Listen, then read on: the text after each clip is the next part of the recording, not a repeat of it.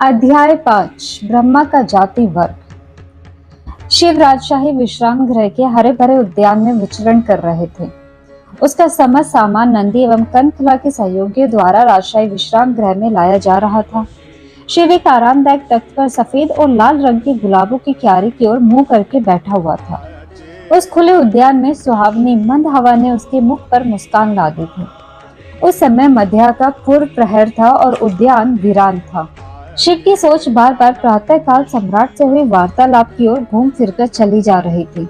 दक्ष की नियंत्रित प्रतिक्रिया के बावजूद शिव को यह बात समझ में आ चुकी थी कि उसका नीला गला मीलवा वासियों के लिए बहुत ही अधिक महत्व रखता था, यहाँ तक कि सम्राट के लिए भी। इसका अर्थ था कि नीलकंठ की पौराणिक कथा, चाहे वह जो भी हो, वह मात्र कश्मीर के एक छोटे से क्षेत्र तक ही सीमित नहीं थी। यदि स्वयं सम्राट ने इसे गंभीरता से लिया था तो समस्त मेलवा वासियों को अवश्य ही नीलकंठ की सहायता की आवश्यकता थी। किंतु आखिर ये किस बेवकूफी के लिए सहायता चाहते हैं? ये लोग हमसे आवश्यकता से अधिक विकसित है। उसकी सोच में ढोल की थाप एवं घुंघरुओं के स्वर से विघ्न पड़ा। ऐसा प्रतीत हुआ कि उस उद्यान में कोई नृत्य का अभ्यास कर रहा था। उस नृत्य के रंगमंच और शेष उद्यान के मध्य एक बाड़ा बना हुआ था। शिव स्वयं भी एक अत्यंत ही भावुक नृतक था। वह सामान्यतः ढोल की थाप सुनकर उसकी ओर चला जाता ताकि उस लय पर थिरक सके, किंतु उस समय उसका मन पूर्व के विचारों में तल्लीन था। किंतु भावी को कौन रोक सकता है? उस नृत्य समूह से आ रहे कुछ स्वर उड़कर शिव के कानों में गिर पड़े। नहीं नहीं देवी, आपको ये छोड़ देना चाहिए, एक विलक्षण पुरुष स्वर ने कहा। आपके लिए यह ऐसा काम नहीं है कि आपको करना ही होगा। आप नृत्य का आनंद लीजिए। आप इसके समस्त नृत्य पदों को याद करने का कुछ अधिक ही प्रयत्न कर रही हैं, बजाय इसके नृत्य के प्रवाह के भावों को अपने आप ही निकल जाने दे। उसके बाद एक स्त्री का स्वर सुनाई दिया। देवी, गुरुजी उचित ही कह रहे हैं। आप नृत्य उचित प्रकार से कर रही है, किंतु उसका आनंद नहीं ले रही है। सघनता आपके मुख पर दिखाई दे रही है। आपको थोड़ा आराम से नृत्य करना होगा। पहले मुझे नृत्य के पदों को सही तो कर लेने दीजिए, उसके बाद मैं इसमें आनंद भी लेना सीख जाऊंगी। अंतिम स्वर ने शिव के बदन के रोए खड़े कर दिए। यह सती थी। वह शीघ्रता से उठा और जिधर से स्वर आ रहे थे उस ओर चल पड़ा। उस बाड़े के पीछे से आने पर उसने देखा कि सती एक छोटी सी वेदिका पर नृत्य कर रही थी। उसके हाथ बगल में कड़ाई से ऊपर उठे हुए थे जब वह नृत्य के विभिन्न मुद्राओं का प्रदर्शन कर रही थी। उसने थाप के अनुसार ही नृत्य किया, पहले बाईं ओर और फिर दाईं ओर। उसने अपने आकारित कूल्हे को एक ओर लचकाया और नृत्य के भाव को बताने के लिए अपने दोनों हाथ कमर पर रख लिए। वह एक बार पुनः मंत्र मुग्ध था। हालांकि उसने देखा कि यद्यपि वह नृत्य के पदों को सही उठा रही थी, तथापि गुरुजी सही थे। वह एक यांत्रिक तरीके से नृत्य कर रही थी। स्वाभाविक आत्मसमर्पण अर्थात एक स्वाभाविक नर्तकी के लक्षण उसके नृत्य में परिलक्षित नहीं हो रहे थे। हर्ष एवं क्रोध के विभिन्न प्रकार के मनोभाव जो उस नृत्य की कथा के माध्यम से कहे जा रहे, वे उसके नृत्य पदों में नहीं दिखाई दे रहे थे। और एक कुशल नर्तकी से भिन्न वह पूर्ण वेदिका का प्रयोग नहीं कर पा रही थी। उसके पद छोटे छोटे थे, जिसके कारण उसके नृत्य पद सिकुड़कर वेदिका के केंद्र तक ही सीमित थे। नृत्य सिखाने वाले गुरुजी उसके सामने बैठे हुए थे और ढोल पर संगत दे रहे थे। उसकी सहयोगी कृतिका उसकी दाईं ओर बैठी हुई थी। वे गुरुजी थे जिन्होंने सबसे पहले शिव को देखा और खड़े हो गए थे। सती और कृतिका भी पीछे मुड़ गई और अपने सामने शिव को खड़ा देखकर वे भी अचंभे में पड़ गई। सती से भिन्न कृतिका ने अपने भावों पर नियंत्रण नहीं रख सकी और बिना कुछ समझे ही बोल पड़ी, शिव। सती ने अपने स्वभाव के अनुरूप शांत एवं औपचारिक तरीके से गंभीरता से पूछा, क्या सब कुछ ठीक है शिव? क्या आपको मेरी किसी सहायता की आवश्यकता है? आप कैसी हैं? मैं आपको बहुत याद करता रहा। क्या आप कभी मुस्कुराती नहीं हैं? ये शिव के मन के उद्गार थे जो वह व्यक्त नहीं कर सकता था। शिव अब भी उसे ही देख रहा था। शब्द उसके मन में उमड़ घुमड़ कर रहे थे, किंतु जिह्वा पर नहीं आ रहे थे। मुस्कान के लिए कृतिका ने सती की प्रतिक्रिया जानने के लिए उसकी ओर देखा। अब उससे भी अधिक गंभीर सती ने विनम्रता से दोबारा पूछा, क्या मैं किसी प्रकार से आपकी मदद कर सकती हूँ शिव? नहीं नहीं, मुझे किसी सहायता की आवश्यकता नहीं है। जैसे ही वास्तविकता उसके संज्ञान में पुनः आई तो शिव ने उत्तर दिया, मैं इस क्षेत्र में आया हुआ था और मैंने आपके नृत्य की ध्वनि सुनी। मेरा मतलब है कि आप लोगों की बातें सुनी। आपके नृत्य के पद इतने बलशाली नहीं थे कि मैं सुन सकता था। आप बिल्कुल सही ढंग से नृत्य कर रही थी, वास्तव में तकनीकी रूप से ठीक था और बस उतना ही। कृतिका ने बीच में ही बात काटी। आपको नृत्य के बारे में कुछ भी पता है या नहीं? ओह, कुछ अधिक नहीं, बस थोड़ा बहुत, शिव ने मुस्कान के साथ कृतिका से कहा। उसके बाद वह शीघ्रता से सती की ओर मुड़ा और बोला, मुझे क्षमा करें सती, किंतु गुरुजी सही है। आप कुछ अधिक ही नियमशील हो रही हैं। जिस देश से मैं आया हूँ वहाँ के लोग इसके बारे में कुछ ऐसा कहेंगे कि मुद्राएं और क्रियाएं तो तकनीकी रूप से पूर्णतः सही थे, किंतु भाव अनुपस्थित थे। और नृत्य बिना भाव के उसी प्रकार का होता है जिस प्रकार आत्मा बिना शरीर। जब नर्तकी के भाव उसमें सम्मिलित हो जाते हैं, उसे अपने नृत्य पद याद करने की आवश्यकता ही नहीं रह जाती है। नृत्य के पद तो स्वयं ही आते जाते हैं। भाव एक ऐसी वस्तु है जिसे आप सीख नहीं सकते हैं, वह आपके पास आती है जब आप उसे अपने हृदय में स्थान देते हैं। सती ने बिना कुछ भी बोले बड़े ही धैर्य से शिव की बात सुनी। जब वह गवार बात कर रहा था तो उसकी भौहें थोड़ी ऊपर उठ गई थी। एक सूर्यवंशी से अधिक यह व्यक्ति नृत्य के बारे में कैसे जान सकता है? किंतु उसने स्वयं को याद दिलाया कि उसने उसके जीवन की रक्षा की थी। वह उसे सम्मान देने के लिए कर्तव्यबद्ध थी। यद्यपि कृतिका ने उसे उसके इस अपराध के लिए देख लिया और एक बिना जाति सूचक चिन्ह वाला विदेशी दम भर रहा था कि उसे नृत्य के बारे में उसकी महोदया से अधिक आता था।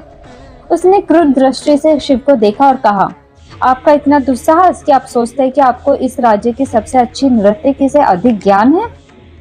शिव को एहसास हो चुका था कि संभवतः उसने कोई अपराध कर दिया था। मैं अत्यधिक क्षमा प्रार्थी हूँ। मैं किसी भी प्रकार से आपके अनादर की सोच भी नहीं सकता। कई बार ऐसा होता है कि मुझे ये एहसास नहीं होता कि मैं क्या बोल रहा हूँ, बिना कुछ सोचे समझे बोलता चला जाता हूँ। नहीं नहीं, सती ने उत्तर दिया, आपने मेरा अनादर नहीं किया है। संभवतः आप सही है, मैं नृत्य के भाव को इतना महसूस नहीं करती जितना मुझे करना चाहिए, किंतु मुझे विश्वास है कि मैं गुरुजी के मार्गदर्शन में सब कुछ समय से अवश्य सीख जाऊंगी। सती को प्रभावित करने के अवसर को भुनाते हुए शिव ने कहा, यदि आपको बुरा ना लगे तो क्या मैं नृत्य का प्रदर्शन कर सकता हूँ? मुझे अच्छी तरह से पता है कि मैं आपकी तरह तकनीकी रूप से सही नहीं हूँ, किंतु बहुत संभव है कि भाव में कुछ न कुछ अवश्य होगा जो मुझे मेरे नृत्य के पद सही लेने में मेरा मार्गदर्शन करेगा। यह तो बहुत अच्छी तरह से बोल गया मैं, अब वह ना नहीं कर सकती। सती आश्चर्यचकित दिखी। वह अप्रत्याशित था। ठीक है।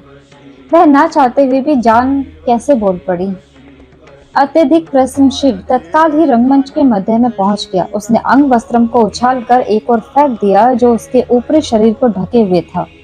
उसकी महोदया के अपमान पर कृतिका का जो अर्थ लगाने वाला गुस्सा था वह भी काफुर हो चुका था, क्योंकि उसकी उस समय गहरी सांस निकल गई जब उसने शिव की छोटी छोटी लहर वाली डील डोल को देखा। उधर सती अचंभे में पड़ती जा रही थी कि उसका ये वह शक्तिशाली मांसपेशियों से सुगठित शरीर कैसे नृत्य के लिए आवश्यक लचक कर पाएगा। शक्ति की वेदी पर बहुधा लचीलेपन की आहुति दे दी जाती है। ढोल पर हल्की थाप देते हुए गुरुजी ने शिव से पूछा, जिस ताल पर आप आराम से नृत्य कर सकते हैं वह बताइए नवयुवक। शिव ने हाथ जोड़कर नमस्ते किया और विनम्रता से झुककर कहा, गुरुजी, क्या आप मुझे कुछ क्षण देने की कृपा करेंगे? मुझे नृत्य के लिए तैयार होने की आवश्यकता है। नृत्य एक ऐसी विधा थी जिसे शिव उतनी ही अच्छी तरह से जानता था जितनी कि युद्ध कला। पूर्व की ओर घूमकर उसने पहले अपनी आंखें मूंद ली और उसके बाद वह थोड़ा सा झुका। उसके बाद वह अपने घुटनों के बल हो गया और उसने भक्ति भाव से अपने सिर से भूमि को स्पर्श किया। खड़ा होकर उसने अपने दाहिने पांव को आगे बढ़ाया। उसके बाद उसने अपने बाएं पांव को फर्श से बहुत ही सुंदर ढंग से वक्र तरीके से तब तक उठाया जब तक कि वह घुटने की ऊंचाई तक ना पहुंच गया, और फिर उसने संतुलन बनाने के लिए अपने दांव पांव को झुकाकर थोड़ा सा उसका बायां पांव उसके दाएं पांव के लगाव एवं मुख के ठीक मध्य में आगे की ओर चला गया। दर्शक गणों के मध्य एक मृत्यु सामान शांतता को मात्र शांत एवं मंद पवन की ध्वनि ही भंग कर रही थी। गुरुजी, सती एवं कृतिका ने शिव को आश्चर्य से देखा। वे यह समझ नहीं पा रहे थे कि वह क्या कर रहा था, किंतु वे उस ऊर्जा का अनुभव कर रहे थे जो शिव की उस मुद्रा से निकल रहा था। शिव ने सुंदर वृत्ताकार नृत्य पद लेने के साथ अपने दोनों हाथों को उठाया और उन्हें कंधे के बराबर दोनों को लेकर गया। उसका दाहिना हाथ इस प्रकार से ढांचा बना रहा था कि जैसे उसने डमरू हाथ में पकड़ लिया हो। उसका बायां हाथ खुला था, उसकी हथेली ऊपर की ओर मुख किए हुए थी, जैसे कि वह कोई दैवीय ऊर्जा प्राप्त कर रही हो। उसने इस मुद्रा को कुछ देर तक यूं ही बनाकर रखा। उसका दीप्तिमान मुख बता रहा था कि शिव अपनी ही दुनिया में खोता चला जा रहा था। उसके बाद उसका दाहिना हाथ अप्रयासित ढंग से आगे की दिशा में चला, जैसे उसके पास अपना ही मन हो। उसकी हथेली अब खुली हुई थी और दर्शक की ओर देख रही थी। वह मुद्रा कुछ इस प्रकार की थी कि जैसे वह सती को संरक्षण दे रही थी, जो अचंभे से सब कुछ देख रही थी।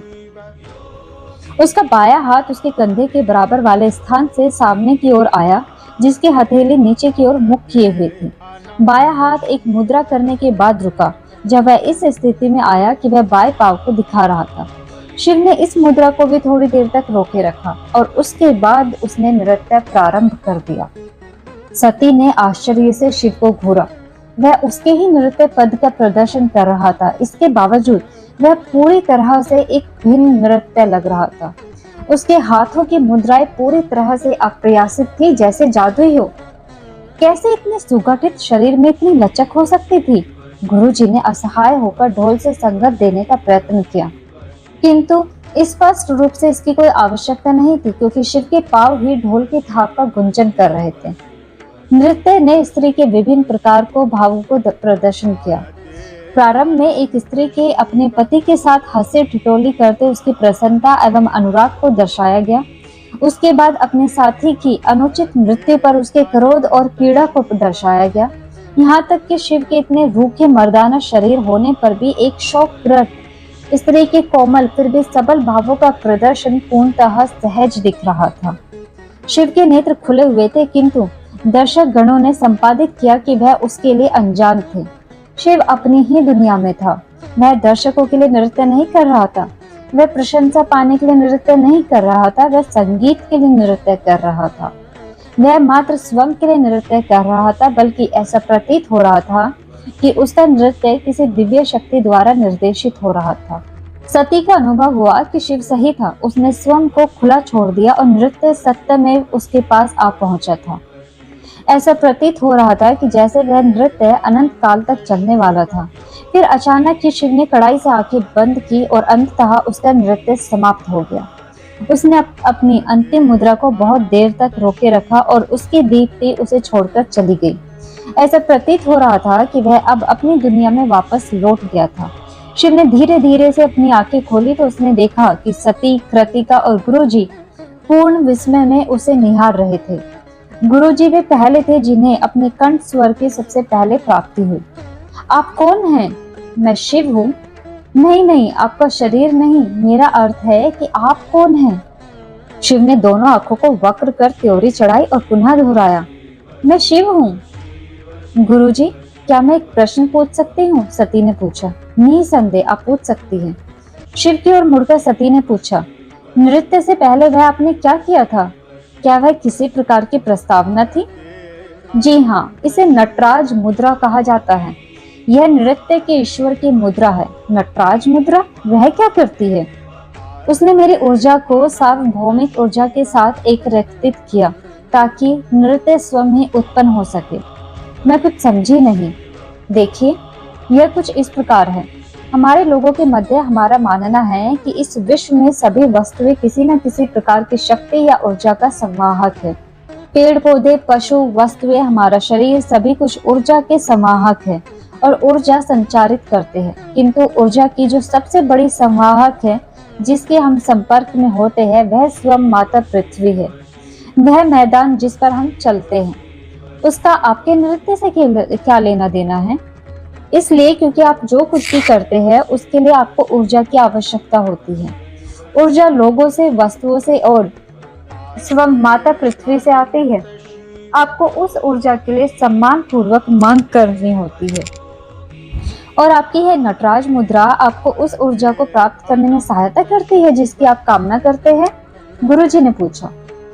यह इस बात पर निर्भर करता है कि मैं किस लिए इस ऊर्जा की कामना करना चाहता हूँ। नटराज की मुद्रा मुझे इस नृत्य के लिए आदर पूर्वक ऊर्जा मांगने में सहायता करती है जो मेरे पास आना चाहती है। यदि मुझे मेरी सोच के लिए उस ऊर्जा की कामना करनी होती है तो मुझे पालथी मारकर बैठकर ध्यान लगाना चाहिए। ऐसा प्रतीत होता है कि ऊर्जा आप पर कृपा रखती है नवयुवक, गुरुजी ने कहा। आप नटराज हैं, नृत्य के ईश्वर। ओ नहीं नहीं, शिव ने लगभग पुकार कर कहा, मैं तो उस अनंत नटराज ऊर्जा का एक माध्यम मात्र हूँ। कोई भी उसका माध्यम हो सकता है। यदि ऐसा है नवयुवक, तो आप विशेष रूप से इसके प्रभावी माध्यम हैं, गुरुजी ने कहा। सती की ओर मुड़कर गुरुजी ने कहा, यदि आपके इन जैसे मित्र है तो आपको मेरी आवश्यकता नहीं है पुत्री। यदि आप चाहती है कि शिव आपको नृत्य सिखाए तो मुझे स्वयं को इस कार्य से विलक करने में गर्व की अनुभूति होगी। शिव ने सती को आशान्वित दृष्टि से देखा। यह सब उसकी आशा से बहुत ही अच्छा हो गया था। हाँ बोल दो सुंदरी। हालांकि ऐसा प्रतीत हुआ कि सती इससे पृथक विचार कर रही थी। आश्चर्य से भरे शिव ने उस स्त्री के भेद्य होने का पहला संकेत देखा। उस स्त्री ने अपना सिर झुकाया जो उसके गर्वीले व्यवहार अनुकूल नहीं था, और धीरे से फुसफुसाहट भरे स्वर में बोली, मैं किसी का अनादर नहीं कर रही, किंतु संभवतः मुझ में इतनी निपुणता नहीं है कि मैं इस स्तर का प्रशिक्षण प्राप्त कर सकूं। किंतु आपके पास निपुणता है, शिव ने तर्क किया। आपके पास आचरण है, आपके पास हृदय है, आप बड़ी आसानी से उस स्तर तक पहुंच सकती है। सती ने सिर उठाकर शिव की ओर देखा। उसकी आंखों में हल्की नमी के संकेत दिख रहे थे। उसने दुख के जिस महासमुद्र को दिखाया उसने शिव को विस्मय में डाल दिया। यह यहाँ क्या बकवास हो रहा है? मैं किसी भी स्तर से बहुत दूर हूँ, शिव, सती बड़बड़ाई। जब उसने यह कहा तो सती को स्वयं को पुनः नियंत्रित करने की शक्ति आ गई थी। विनम्र गर्वीला आचरण उसके मुख पर वापस लौट आया। मुखौटा पुनः आ चुका था। यह मेरी पूजा का समय है, गुरुजी, आज्ञा से मुझे यहाँ से चला जाना चाहिए। यह शिव की ओर मुड़ी। आपसे दोबारा मिलकर प्रसन्नता हुई शिव। इससे पहले कि शिव कुछ बोल पाता, सती मुड़ी और वहां से चली गई। कृतिका ने उसका अनुसरण किया। गुरुजी पूर्णतः भौचक के शिव को लगातार गहरी दृष्टि से देख रहे थे। उन्होंने शिव की ओर झुककर औपचारिक नमस्ते किया और कहा, आपको नृत्य करते देखकर मैं कृतज्ञ हुआ। उसके बाद वे भी मुड़े और वहां से चले गए। शिव महलों वासियों के इन अगम्य तरीकों को सोचकर आश्चर्यचकित रह गया। दूसरे दिन प्रातः काल के बाद बहुत समय बीत चुका था जब शिव और नंदी निजी राजशाही कार्यालय पहुंचे थे, और उन्होंने पाया कि दक्ष, पर्वतेश्वर एवं कनखला उनके आगमन की प्रतीक्षा कर रहे थे। आश्चर्यचकित शिव ने कहा, मुझे क्षमा करें महाराज, मैंने सोचा कि द्वितीय प्रहर में 4 घंटे पर हमें मिलना था। मुझे आशा है कि मैंने आपको अधिक प्रतीक्षा नहीं करवाई होगी। दक्ष एक औपचारिक नमस्ते के साथ उठ खड़ा हुआ। वह सह सम्मान झुका और बोला, नहीं प्रभु, आपको क्षमा मांगने की कोई आवश्यकता नहीं है। हम ही थोड़ा समय से पूर्व आ गए थे ताकि आपको प्रतीक्षा न करनी पड़े। यह गर्व की बात है कि हमें आपकी प्रतीक्षा करने का सुअवसर प्राप्त हुआ। अपने सम्राट और मानव जाति की सर्वोत्तम सभ्यता के शासक के एक गवार के प्रति इस अत्यंत ही दासत्व वाली मुद्रा को देखकर पर्वतेश्वर ने अपनी आंखें घुमाई। सम्राट द्वारा प्रभु का संबोधन सुनने के बाद अपने आश्चर्य पर नियंत्रण रखते हुए शिव ने सम्राट की ओर झुककर नमस्ते किया और बैठ गया। प्रभु, इससे पूर्व कि मैं नीलकंठ की पौराणिक कथा का एकालाप प्रारंभ करूं, यदि आप कुछ प्रश्न करने की इच्छा रखते हैं तो वह पूछ सकते हैं। दक्ष ने शिव की मंशा को भांपते हुए कहा। जो एक सबसे स्पष्ट प्रश्न शिव के मन में सर्वप्रथम आया वह था, उस पवित्र झील के नाम पर क्या मुझे कोई बताएगा कि वह पवित्र नीला गला इतना महत्वपूर्ण क्यों है? किंतु उसकी स्वाभाविक बुद्धि ने उससे कहा कि यद्यपि यही सबसे प्रश्न प्रतीत होता था, तथापि यह तब तक उत्तरित नहीं हो सकता था जब तक कि वह मेलवा के समाज के बारे में और अधिक नहीं समझ लेता। यह एक असामान्य प्रश्न प्रतीत होता है महाराज, शिव ने कहा, किंतु क्या मैं पूछ सकता हूँ कि आपकी उम्र कितनी है? आश्चर्यचकित दक्ष ने कनखला की ओर देखा। उसके बाद शिव की ओर वापस मुड़कर एक विस्मित मुस्कान के साथ कहा, आप अत्यंत ही बुद्धिमान हैं प्रभु। आपने सबसे महत्वपूर्ण प्रश्न सबसे पहले पूछा है। अपने चेहरे को षड्यंत्रपूर्ण बनावटी हंसी में बदलते हुए दक्ष ने पुनः कहा, पिछले महीने मैंने 184 वर्ष पूरे किए। शिव स्तब्ध था। दक्ष 30 वर्ष से एक भी दिन अधिक आयु का नहीं लगता था। असल में मेहलवा में कोई भी वृद्ध व्यक्ति नहीं दिखाई देता था, मात्र उस पंडित को छोड़कर जो उसे ब्रह्मा के मंदिर में मिला था। तो इसका अर्थ यह हुआ कि नंदी सचमुच ही 100 साल से अधिक आयु वाला है। यह कैसे हो सकता है महाराज? भौचक्के हुए शिव ने पूछा। कौन सी जादूगरी इसे संभव बनाती है? इसमें कोई जादूगरी नहीं है प्रभु, दक्ष ने व्याख्या की। असल में हमारे वैज्ञानिकों द्वारा बनाया गया सोमरस इसे संभव करता है। वही सोमरस जो देवता लोग पीते हैं।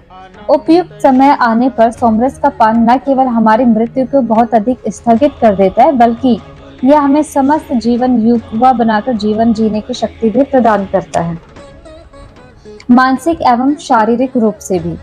किंतु यह सोमरस क्या है? वह कहाँ से आता है? इसका आविष्कार किसने किया?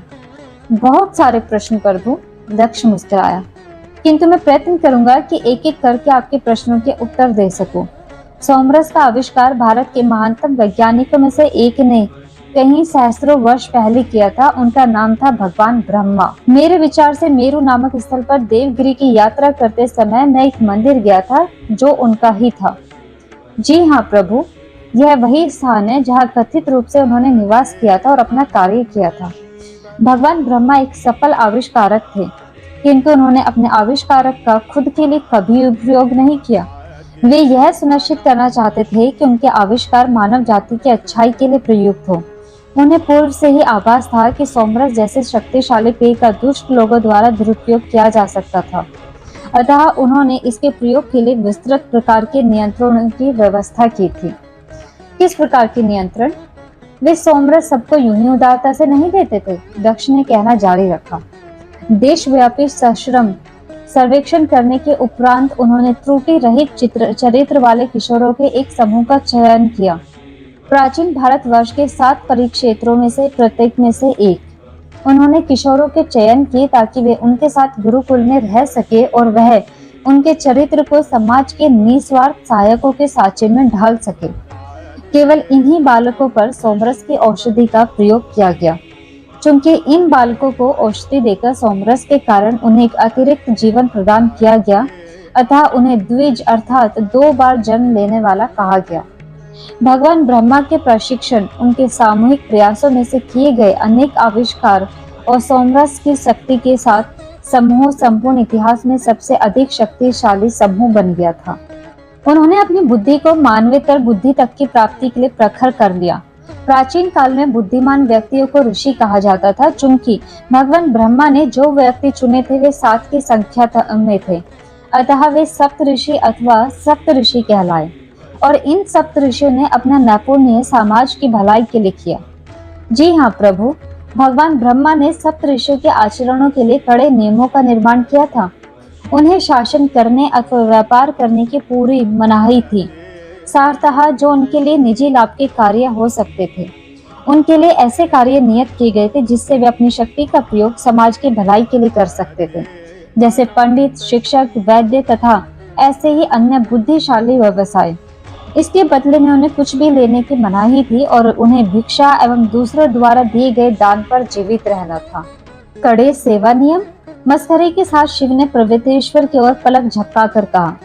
पर्वतेश्वर ने कोई प्रतिक्रिया ही नहीं दी, किंतु दक्ष, कनखला एवं नंदी ने जोरदार ठहाका लगाया। शिव ने खिड़की के बाहर प्रहार कंदील को देखा। लगभग तीसरे प्रहार का समय हो गया था। यह वह समय था जब सती नृत्य के लिए बाहर आती ही होगी, किंतु वे अपने आचरण के नियमों का पालन कड़ाई से करते थे प्रभु, दक्ष ने कहना जारी रखा। समय के साथ जब उनके उत्तरदायित्व बढ़ गए तो उन सप्त ऋषियों ने अपने जाति वर्ग से अन्य लोगों को भी जोड़ लिया। उनके अनुयायियों ने उन्हीं नियमों के पालन की प्रतिज्ञा ली जो सप्त ऋषि करते आ रहे थे और उन्हें भी सोमरस के पान का अवसर मिला। उन्होंने अपने जीवन को ज्ञान की खोज में तथा बिना किसी द्रव्य के लाभ की आशा के समाज की अच्छाई के लिए अर्पित कर दिया।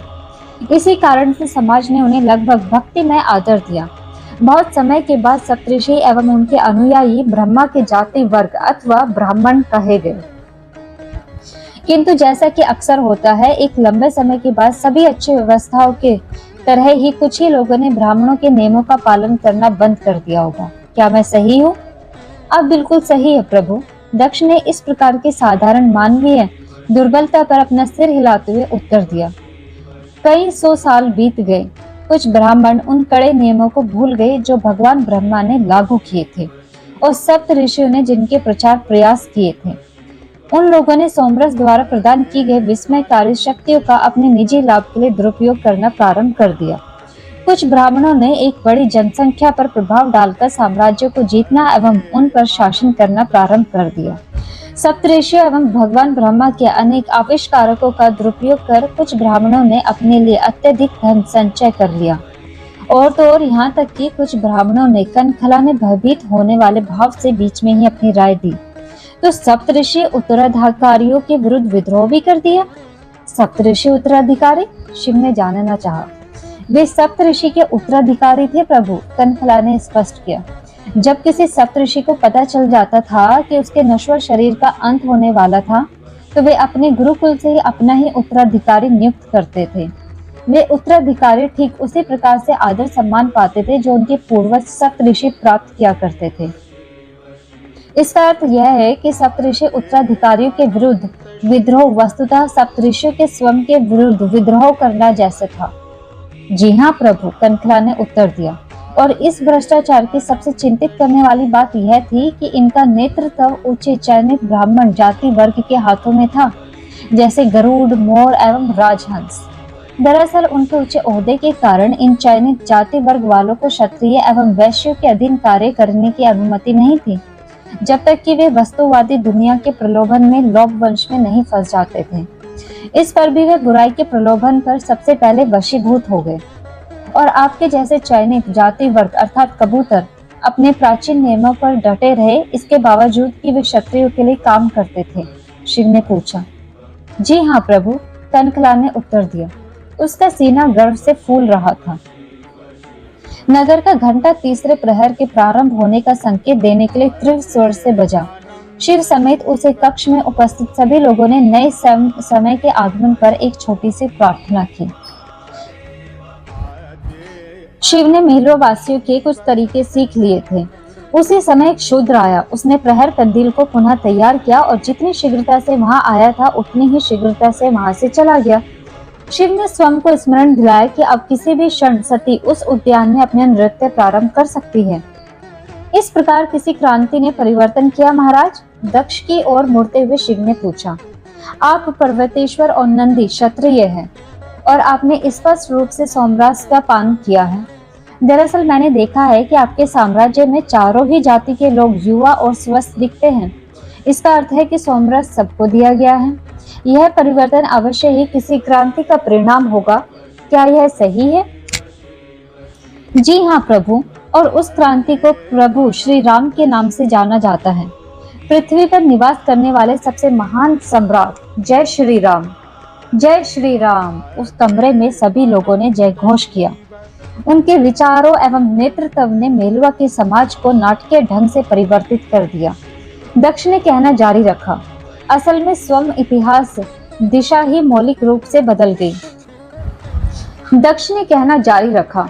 असल में स्वयं इतिहास की दिशा ही मौलिक रूप से बदल गई।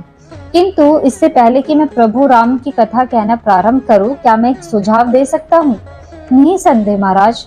अब यह तीसरा प्रहर चल रहा है। क्या हम भोजन कक्ष की ओर प्रस्थान कर सकते हैं और इस कथा के पूर्व कुछ भोजन ग्रहण कर सकते हैं? मेरे विचार से मध्याह्न भोजन करने का विचार अति उत्तम है महाराज, शिव ने कहा। किंतु क्या मुझे थोड़ी देर के लिए क्षमा किया जा सकता है?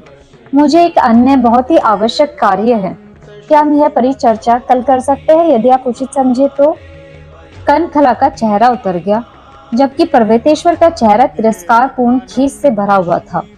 हालांकि दक्ष ने अपने चेहरे पर मुस्कान कायम रखी थी। नहीं संदेह, हम कल मिल सकते हैं प्रभु। क्या दूसरे प्रहर का दूसरा घंटे का प्रारंभ आपके लिए उचित रहेगा? सर्वथा उचित रहेगा महाराज। इस असुविधा के लिए मैं क्षमा प्रार्थी हूँ। बिल्कुल नहीं प्रभु, हमेशा की तरह मुस्कान लिए दक्ष ने कहा। क्या मेरा कोई रथ आपको अपने गंतव्य तक छोड़ सकता है? आप बड़े कृपालु हैं महाराज, किंतु मैं स्वयं ही वहां चला जाऊंगा। मैं पुनः क्षमा प्रार्थी हूँ। उस कक्ष में सबको नमस्ते करने के बाद शिव और नंदी शीघ्रता से बाहर निकल गए। कनखला ने अभियोगात्मक ढंग से दक्ष को देखा। सम्राट ने सिर हिलाया और हाथ से शांत रहने को कहा। सब ठीक है, हम कल मिल रहे हैं ना, है कि नहीं? महाराज, आपके पास बहुत कम समय है, कनखला ने कहा। नीलकंठ को अपना उत्तरदायित्व तत्काल स्वीकार कर लेना चाहिए। उन्हें समय दीजिए कनखला, हमने इतने लंबे समय से प्रतीक्षा की है, कुछ दिन में सब कुछ नष्ट नहीं होने वाला है। पर्वतेश्वर ने सहसा उठकर कहा। उसने दक्ष को झुककर सम्मान दिया और बोला, आपकी आज्ञा से महाराज, क्या मैं जा सकता हूँ? एक गवार को शिक्षित करने की तुलना में बहुत सी ऐसे व्यवहारिक वस्तुएं हैं जिन पर ध्यान देने की आवश्यकता है। आपको उनके बारे में आदर से बोलना चाहिए पर्वतेश्वर, गर्राहट के साथ कनखला ने कहा। वे ही नीलकंठ है। मैं उससे तभी आदर से बोलूंगा जब वह सचमुच में ही कुछ उपलब्धियों में से उसे अर्जित करेगा, कर्कश स्वर में पर्वतेश्वर ने कहा। मैं मात्र उपलब्धियों का आदर देता हूँ, उसके सिवा किसी और वस्तु को नहीं। यह प्रभु राम का मौलिक नियम है। मात्र आपका कर्म ही महत्वपूर्ण है, ना तो आपका जन्म, ना ही लिंग, और निश्चित रूप से किसी के गले का रंग तो बिल्कुल भी नहीं। हमारा समझ समाज योग्यता पर आधारित है, या फिर आप लोग उसे भूल गए हैं? बहुत हो चुका, दक्ष ने चिल्लाकर कहा। मैं नीलकंठ का आदर करता हूँ, इसका सीधा सा अर्थ है कि आप सभी नीलकंठ का आदर करेंगे।